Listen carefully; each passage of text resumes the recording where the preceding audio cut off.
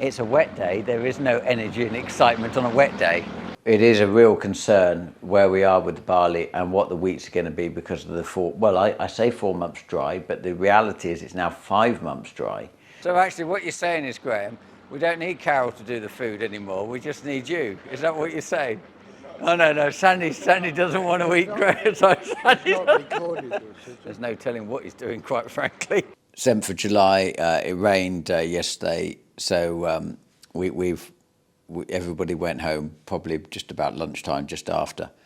Some went before because Lincolnshire rained before Bedfordshire. Bedfordshire's had 30 mil, Lincolnshire's had 12, had 8 mil yesterday and then 4 mil overnight, and then we've had some more here. So it's about 16 mil here at the farm, so quite varied in the different farms. So we're doing a bit of catch up. So I'm sitting here doing invoices to Marit. Always gets the invoices in, goes through them, checks out the anomalies or whatever, against, agreements, then stamps them, gives them to me to sign off.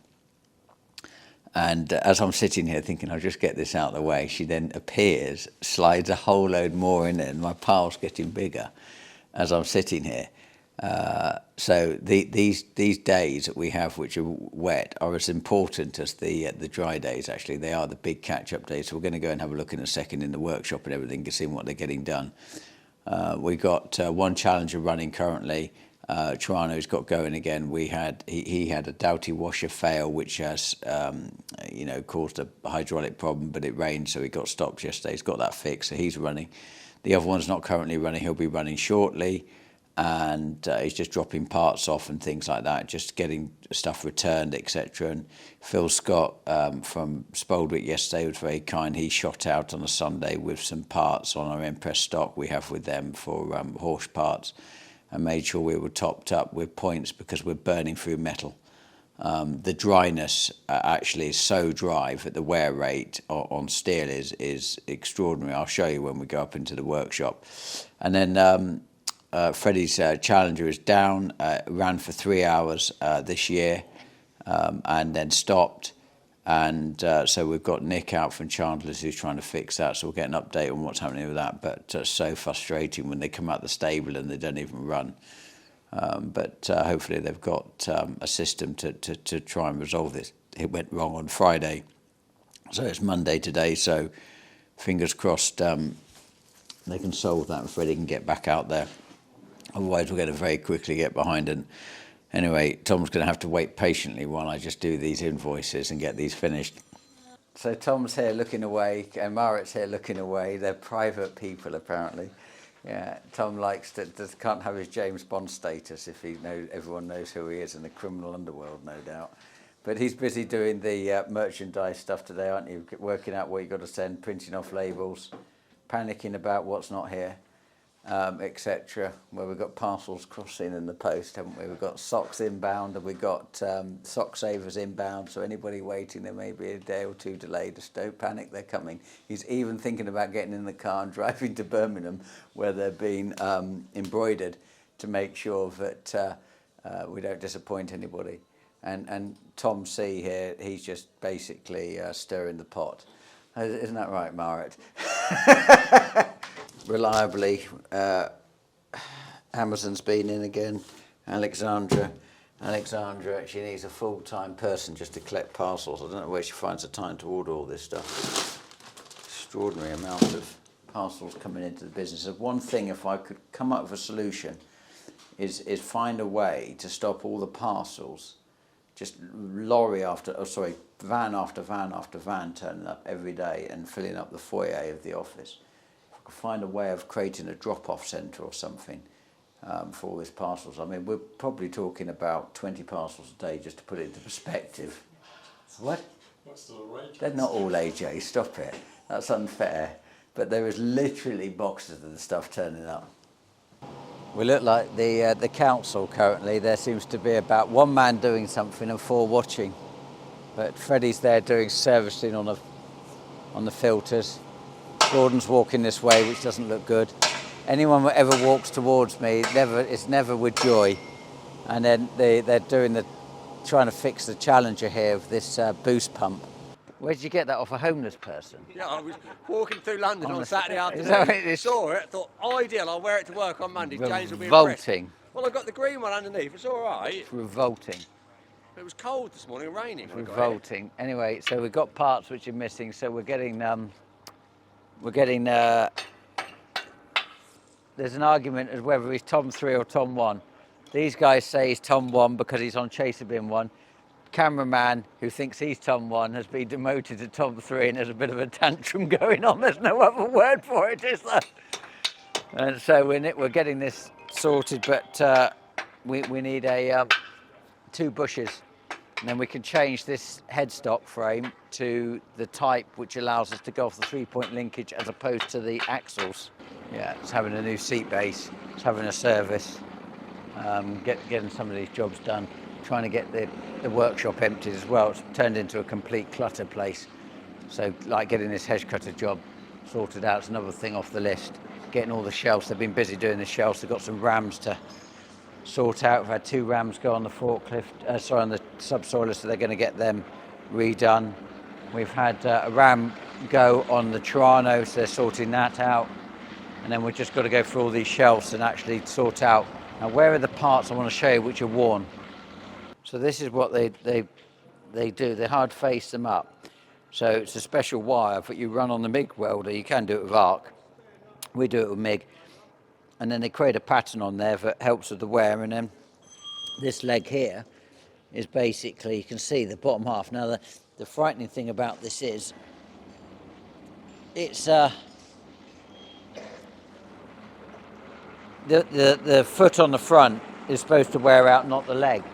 And because the ground is so dry, they basically worn this leg out on doing about 200 acres worth of tram lines at 36 metres. So I suppose a sixth of that area, and it's worn the leg because it's so dry. Well, the cost of metal this year in doing that is going to be extraordinary at this rate. Hence why we've started to order lots of new parts in, because we're worried that if everybody starts getting going, they'll soon all get in a position where they realise the wear rates are high and we're going to run out of metal for machinery. So we've got to get an extra stuff in now to try and get ahead of this problem. But seriously, why have you been doing that? Well, it's just so much because you got so far behind, because all the dishwashers hadn't been turned on this morning. He's a professional cook. Was he getting Are you a professional cook? I used to cook in a pub at once. What, for what reason?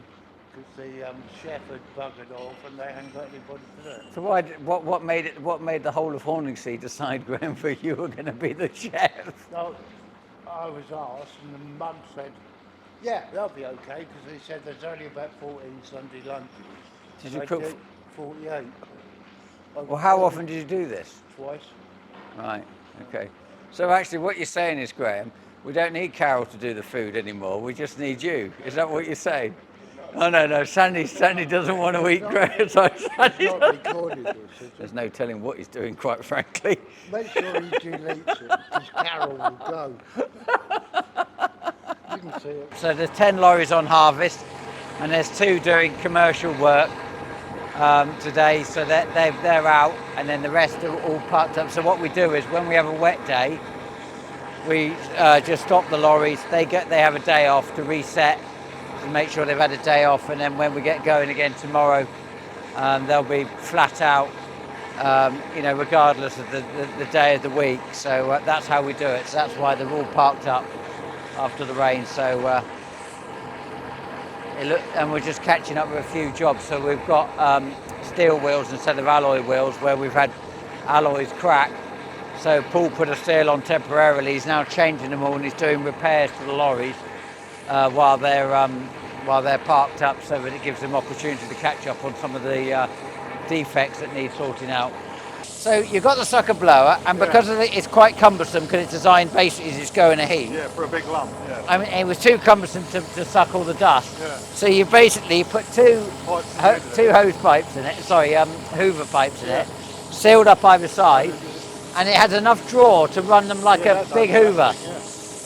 That's clever. So if you get that grain in there for now, you can just leave it in there, can't you? That is clever. Flow straight into the Yeah, bucket. he really wants the end on it going into the... Rainstorm.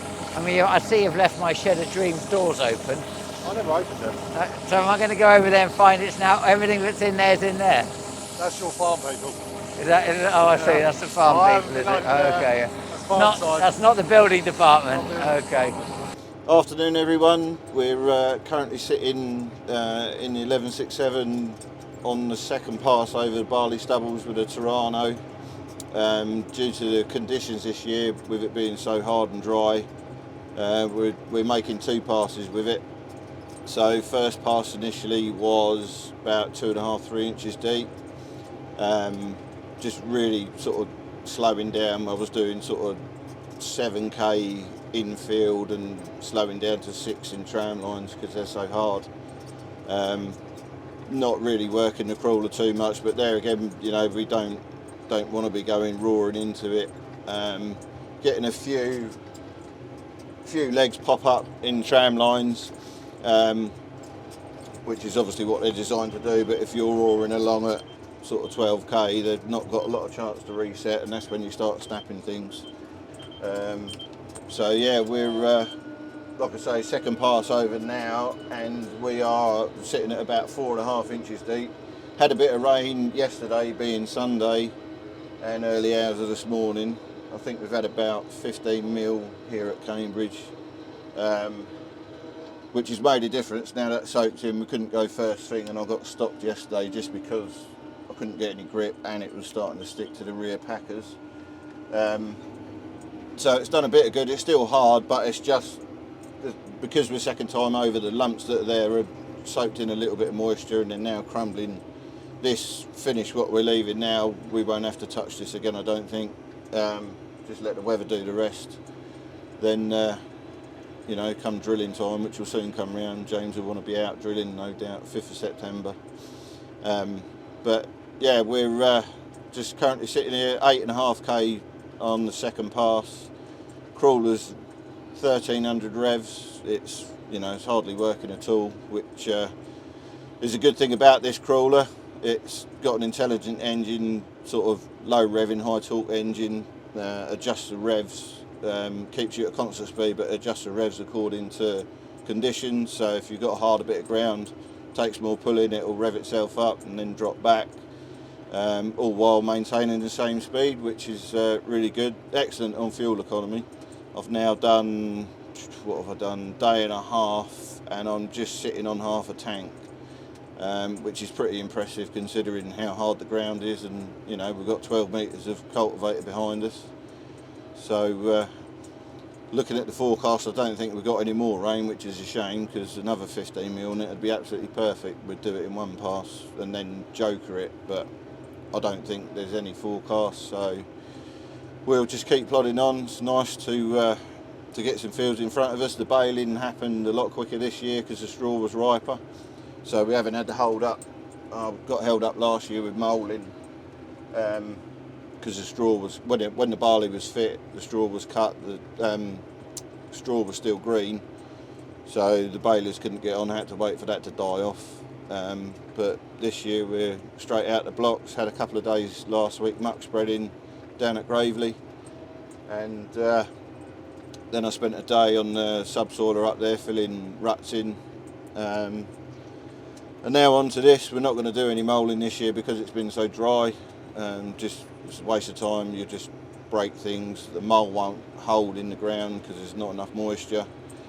So yeah, a few weeks of this on the Toronto. Hopefully we'll get some rain so that I can get the plough going, but at the moment it's too hard for that. So Toronto in it is, which is not a bad job to be fair. You soon get over the ground with 12 metres. Even like doing 2 passes in one field, it still doesn't take that long. I got in a 40 hectare field on Saturday, sort of early evening at sort of 5 p.m. before I got out and started, and I finished that field that night. So you know, you do cover the ground with these, with the big kit, and yeah, we just need a bit more rain. James doesn't want it for the combining, but I want it. But whether we'll get it or not is another thing. I'm in London, just come out of House of Lords, Had a very nice lunch, had a meeting there, which was tremendous. What a wonderful opportunity I was given. So thank you very much, John, for that. And just thinking about Michael on holiday, after getting some messages now. Fortunately, Mrs. Dunworth also played the same game and sent me a picture of Michael lying on the sun lounger. I just feel like it's my opportunity to get him back. Right, so just doing a quick look at what the yields are doing. They're pretty grim, actually, in a lot of respects. So just Cambridgeshire. This is actually what the combine data of the new class has done. So I haven't drilled down into it specifically, but I just thought it was interesting just so show the variation what's going on. So far right, I'll cut the field names off because it don't mean anything to you, and it means something to me. But just to put it into, we started off strong. So first field we went in, we did 8.76 tonne a hectare over the weighbridge, dried, etc. And you can see that we've had some that the combine says has done over 10, and then as the fields have progressed, we've got onto lighter land. We've started to come right down to sub 4. This is actually quite devastating because it's all relative. It doesn't show on the graph actually how big these fields are or how small they are. But just to put it into perspective, £165 a tonne at 9 tonne a hectare is what we've budgeted. Currently, at the way that it's working out in terms of yield, if you're doing an average across the heavy and the light land combined, hopefully some of the fields in Bedfordshire are going to bring the overall average up. But if you work that out at 6.1 tonne a hectare, that means that the price has to be over £240 a tonne to be able to match the same level of budget. So that is the effect that the yields are having and the price drop is having. It is the difference between losing money growing barley this year, but not just that, but devastating amount actually. So it is a real concern where we are with the barley and what the wheats are going to be because of the I say 4 months dry, but the reality is it's now 5 months dry. Yes, we had a bit of rain yesterday, but it was completely pointless. It's achieved nothing. There's nothing we're growing that will have any benefit in it. I think even the beans have died up to the point that we will be harvesting this month, so they won't benefit either. And these are the variety information, which is quite interesting. So Caravelle is actually a non-hybrid variety. That is a conventional. Now we put a field in to see whether we should look at growing that in terms of as opposed to growing hybrid. Now the reason I did that is I can effectively do farm safe seed and also pay for the royalties, etc., and do that at £50 a hectare. If I buy in the hybrid seed, you could be looking at £150 a hectare. So there's £100 a hectare gone out the bank before we've even started. And Armadillo, for example, Belfry and Kingsbarn are all hybrid. And you can see the variation in yields. So these are average yields, by the way. So you've got an average of 5.92 on Armadillo, Belfry, which has been a long stay favourite of ours, 6.22, and then Kingsbarn 8.65. Now, bear in mind, as I said, we budgeted at 9. We've reliably been doing 9.3, 9.5. I've even done over 10 on hybrid barleys. I'm actually questioning now, there is no direct benefit currently as it stands in growing the hybrid at all over the conventional, which is interesting. And then we haven't finished the barley. We've got 43 hectares left in Lincolnshire and 42 hectares left in Bedfordshire. And then that will give us the overall data. But this is the picture so far, which I'm pretty concerned that we've got an average now below 7 tonne a hectare, so 6.1, 6.3, depending on which sort of farm you look at and what's going to happen when we finished it. Hopefully, the Lincolnshire is the worst. That is the lowest. We had some in Cambridgeshire. Now, I will plot this, but where we've done historical CTF and non-historical CTF, there is a difference between 5 tonne a hectare and 9 tonne a hectare. And I'm going to drill down into the numbers, and I'm going to look at CTF, and I'm going to look at the drill type, and I'm going to look at the variety. But this is so far where we are. So yield is, on lighter land, we are sub 5 tonne a hectare, and heavy land 9 tonne a hectare. So it's a variation of how much you've got more or less. So this dry time has hit the light land, as we'd all expect, quite badly. Wait to hear more data from other farms out in Norfolk and things where they've got more sand and no irrigation. But I suspect this is going to start to come through that actually there is 30% of the barley crop currently missing. Right, so what is the effect of the yield and what is the effect, in crude terms back into the farm? So 9 tonne a hectare, 165 at these delivered prices. I always work on delivered because of the fact we run lorries. But anyway, 823 hectares of winter barley. We were expecting effectively 1.2 million income based on that of barley sales. The reality is at 151, which is currently being offered delivered price, at 6.13 average yield, that is 760,000. So you will have a difference of 460,000. The picture actually gets worse than that because the straw yield correlates with the yield of the grain. So obviously 9 to 10 tonne a hectare yield, you've got a much bigger swath, you're baling a lot. And to put it into perspective, we went to one block which was 40 hectares, 100 acres, and he got 90 bales off it at 600 kilograms a bale. Whereas what we actually look to do is 8 bales to the hectare. And then suddenly you're in a situation where if you're only doing 2 bales to the hectare. So the reality is it gets worse in the sense that when you calculate then the loss of straw income. So the dry time, what is the effect? It's pretty devastating because how do you find 460,000? Where are you getting that back? And if the price doesn't go up, and if we've got to rely on the price, basically find another £100 a tonne to put us back in a budget position, which isn't even a rip-roaring position, just to put us back. That is the reality of this harvest to date. And so we've got to find a way of, one for a better word, saving money, because there's only 2 ways of making money. You either make money or you save money. So the fact we're not drying helps. And if we can get it harvested quickly, so we release the haulage to be able to make alternative money, carting for other people, etc.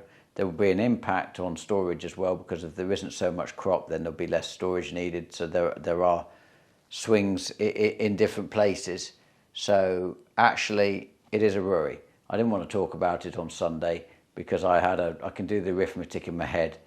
And I had a rough idea of the damage that this has done. Now, we haven't quite finished yet, so the position might change, but it might go from 6.1 up to, say, 6.4. But the reality is, with 80 hectares, you're not going to swing that to suddenly over 7. I was hoping the average would be over 7, but we'll see what the wheat, people talk about the wheat could be good, and it could be the wheat as well. But if I was a betting man, I'd put a bet on that this is going to be one of those years we don't talk about.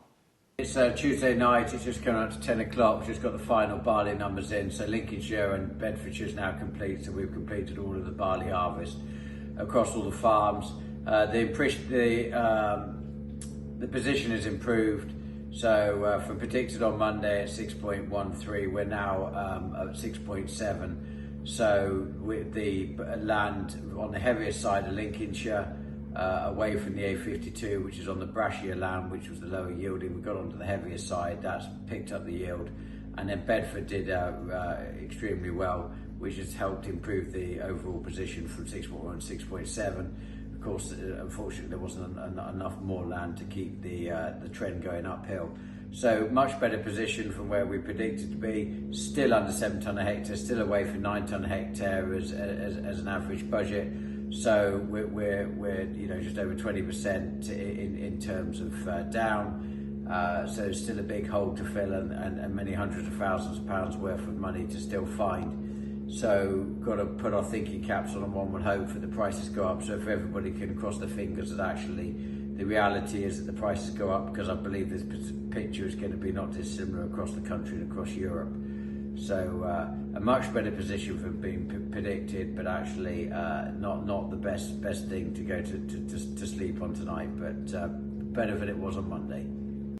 Got a massive box of shortbread turned up the other day, but nobody put a card in it. It turns out anyway it's from Steve and Linda Robertson, so very grateful for that. So the boys and the girls have been given that to go in their lunch pack so they can enjoy there's even some gluten-free ones in there which will suit Kieran.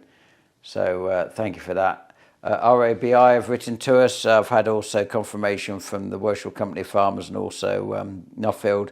We sent the money. They've all had just over £4,111 each, because we raised £12,347 at the open day. So yeah, hopefully they'll make good use of that, all three charities, and in some way it'll make a difference. So pleased we did that. I'm sort of tickled that we actually achieved that all together, farmers helping farmers. So answering some of the questions which have come in, there's been a good flurry of activity and questions actually. Now we've started the harvest again, which is nice. Cultivations, no, there won't be any change on cultivations going from 36 to 48. They still run at the 12 intervals. We are pulling out the tram lines, etc. And the headland obviously will move over, which actually we think will be a benefit, because at the moment, if you've got a deep headland tram line, when you combine it, you lay the swath in it, it's difficult for the balers to pick it up. So it'll be interesting to see what the change is and what the impact on yield is by effectively having less wheelings in the field going forward. So quite looking forward to that. So yeah, there is a bit of subsoil work going on, filling in tram lines, etc., and effectively removing them, knowing that we're going to move over. Another question: price of straw. I have been offered not quite, but getting towards double what I currently get paid for my power station contract on the straw. If you look at that in terms of, we're about 50% of the income at on straw currently to what the yield is in terms of barley. But actually, if you then put the new price in, it becomes almost neck and neck. In terms of machinery, no, we put very little on low loaders, just because of the inefficiency of doing that. It's far easier to move them around and accept the wear than it is to do that. But anyway, we look forward to seeing what the rest of the yield is on the barley and what the conclusion is. And let's all pray together that the price will of these commodity crops will go up, because the reports I'm getting is northern Germany and places like that, they've got some high yields on barley, but there are plenty of areas which have got the red land or the sand land, which have got very poor. So the picture seems to be quite similar in Europe. So I'm sort of secretly hoping that the price will go up dramatically. And we'll especially as I booked all the fertiliser for next year, etc.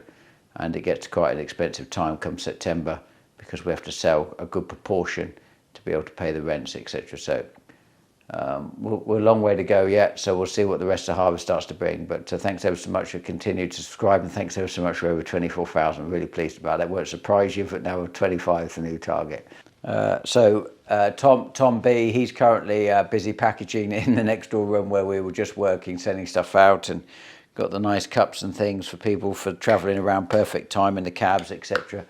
And it's got the boot covers, sock covers. The socks are coming in as well, and so get on the merchandise channel, have a look at what's on there. So we've put quite a lot of new stuff, and get ordering and keep Tom busy.